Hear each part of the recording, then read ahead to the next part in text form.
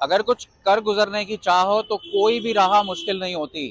रूढ़िवादी परंपरा को तोड़ते हुए एक महिला ने अपने जीवन में किस तरीके से संघर्षों को पार करते हुए एक नए आयाम स्थापित किया है। हमारे साथ इस समय बातचीत के लिए मौजूद हैं गुलिस्ता जी, जो उत्तराखंड की पहली महिला ई रिक्शा ड्राइवर हैं। उनसे बात करते हैं कि कैसा रहा है उनका जीवन और किस तरीके से वो इस परिस्थिति को देखती हैं।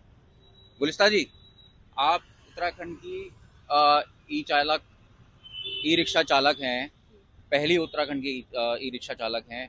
कैसा आपका जीवन रहा है? अपने जीवन के सफर को बताइए। कैसा क्या सर, यही कहना चाहेंगे। पहले थोड़ा परेशानी हुई थी शुरू शुरू चलाते हुए। ऑटो वाले रिक्शे वाले बहुत परेशान करते थे, लेकिन पुलिस का बहुत बड़ा सहयोग है मेरे साथ, बहुत अच्छे से पेश आते हैं, इसीलिए थोड़ा ऑटो वाले रिक्शे वाले कुछ नहीं कर पाते, वरना बहुत परेशानी होती है लेडीज़ को रिक्शा चलाने में।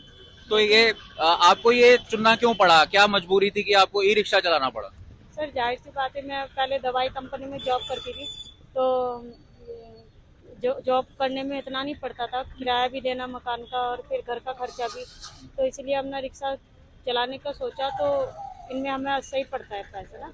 ई रिक्शा अक्सर जो पुरुष होते हैं वही चलाते हैं, महिलाओं कभी ई रिक्शा चलाती नहीं है। बहुत सारी ऐसी नौकरियां होती हैं जहाँ पे महिलाओं को नहीं देखा जाता, हालांकि अभी पेट्रोल पंप वगैरह पे देखा जा रहा है। तो आपने क्या सोचा मतलब ई रिक्शा चलाने के लिए, और क्या क्या संघर्ष करना पड़ा शुरू में जब आपने ये शुरू किया? तो बस थोड़ा शर्म तो आई है चलाते हुए, लेकिन यह है कि घर की मजबूरियों को देखते हुए हमने रिक्शा चलाना शुरू किया।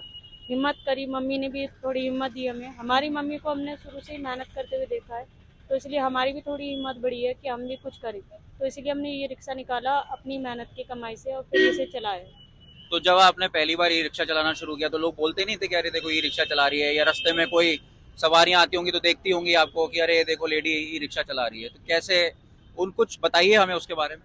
थोड़ा सवारी, कुछ लड़कियां जो होती है 18-19 की या 15-16 की, वो थोड़ा हंसती थी कि लड़कियों की रिक्शा चला रही बहुत सी, लेकिन जो बुजुर्ग थे वो खुश होते थे कि हाँ लड़की रिक्शा चला रही, बहुत अच्छी बात है।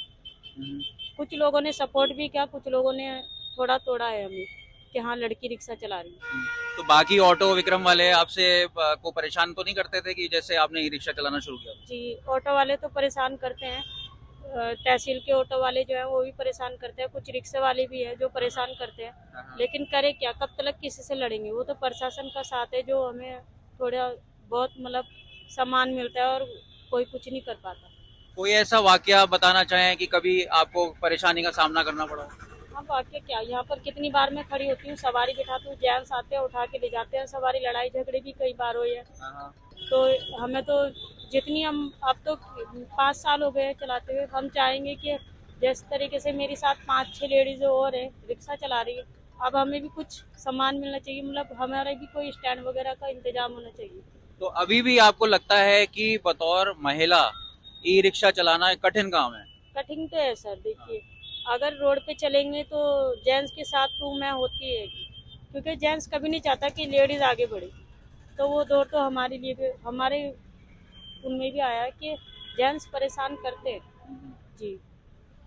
कुछ बहुत सारी नौकरियां जैसे कि जिसमें सिर्फ पुरुष ही आगे काम करते हैं, महिलाएं नहीं करती हैं, उनको क्या मैसेज देना चाहेंगी महिलाओं को कि आप भी वो काम कर सकती हैं? नहीं, मैं तो कहूँगी रिक्शा चलाने में कोई शर्म नहीं है, कोई वो नहीं है, अपना आप सही होना चाहिए इंसान, और लड़ने की भी हिम्मत होनी चाहिए, बोलने की हिम्मत होनी चाहिए, कि ताकि हम हर किसी से सामना कर सकें।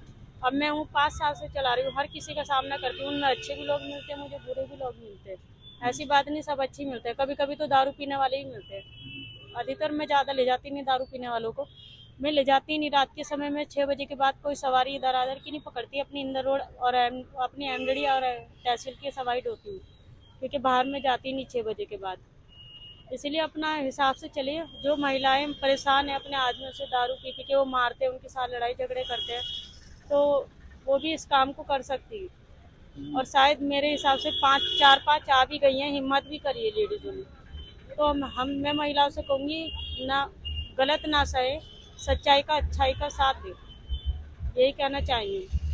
बहुत गलत होता है महिलाओं के साथ, बहुत से रोटी भी नहीं देते फिर भी मारते हैं महिलाओं को, ऐसी बहुत लेडीज़ है जो मेरी गाड़ी में बैठ के और अपनी मजबूरी बताती है महिलाएं, तो उनको भी हिम्मत मिलनी चाहिए ना, ऐसे घर में पड़े रहने से कुछ नहीं होएगा। अपना उठे, बाहर निकले, दुनिया देखे कैसे आगे बढ़ रही है, तो वो भी आगे बढ़े। ठीक है, बहुत बहुत धन्यवाद। तो देखिए, ये थी गुलिस्तान जी, जिन्होंने हमें अपना सफ़र के बारे में बताया और उन्होंने कहा कि कोई भी काम मुश्किल नहीं होता। महिलाएं भी पुरुषों को पछाड़ सकती हैं। जिस तरीके से वो ई रिक्शा चला रही हैं, उस तरीके से और महिलाएं भी इसमें आगे आ सकती हैं और ई रिक्शा चलाकर अपना जीवन बसर कर सकती हैं।